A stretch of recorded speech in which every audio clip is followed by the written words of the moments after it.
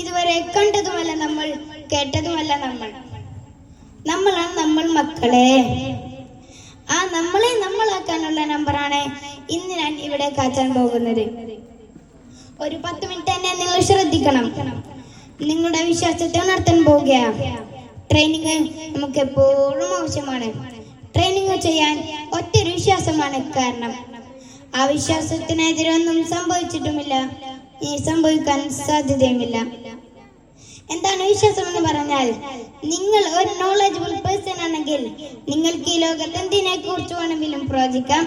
ഉദാഹരണം, ഈ ലൈറ്റ് ഇങ്ങനെ കത്തൂ, ഈ വാച്ച് ഇങ്ങനെ പ്രവർത്തിക്കുകയുള്ളൂ എന്ന് നിങ്ങൾക്ക് എന്തിനെ കുറിച്ച് വേണമെങ്കിലും പ്രവചിക്കാം. പക്ഷേ ഒരിക്കലും പ്രവചിക്കാൻ പറ്റാത്ത, ഇനി നിങ്ങൾ പ്രവചിച്ചാൽ തെറ്റിപ്പോകുന്നതുമായ ഒരു സാധനമേ ഈ ലോകത്തുള്ളൂ. എന്താണ് ആ സാധനം എന്ന് പറയാൻ കഴിയുമോ? കുറെ ഉപ്പമാരുണ്ടല്ലോ, കുറെ ഉമ്മമാരുണ്ടല്ലോ, പറയാൻ കഴിയുമോ? എന്താണ് അത്? മനുഷ്യനാണ്. മനുഷ്യനെ കുറിച്ച് പറയുന്ന പ്രവചനങ്ങൾ തെറ്റും. നിന്നെ കൊണ്ട് ഇത്ര പറ്റുകയുള്ളൂ എന്ന് ആര് പറഞ്ഞാലും തെറ്റും. കാരണം അപാര സാധ്യതയുള്ളവരാണ് മനുഷ്യന്മാർ. മനുഷ്യനെ കുറിച്ച് പറയുന്ന പ്രവചനങ്ങൾ തെറ്റിയിട്ടുണ്ട്. പണ്ട് പഠിക്കാൻ പോയിക്കോട്ടെ, ടീച്ചർ മന്ദബുദ്ധി എന്ന് വിളിച്ച അമ്മക്ക് കത്ത് എഴുതി കൊടുത്ത അമ്മ കത്ത് ചുരുട്ടി കൂട്ടിക്കാൻ അവിടെ സ്കൂളിൽ പോണ്ട എന്ന് പറഞ്ഞു.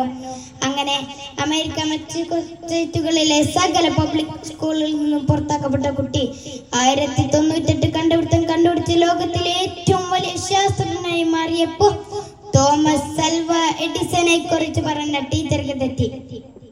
തന്റെ മക്കളിൽ പഠിക്കാൻ മോശമായതുകൊണ്ട് അതിഥികളുടെ മുന്നിൽ എപ്പോഴും വിഡ്ഢി വിഡ്ഢി വിഡ്ഢി വിഡ്ഢി എന്ന് വിളിച്ചിരുന്ന അച്ഛൻ തെറ്റി.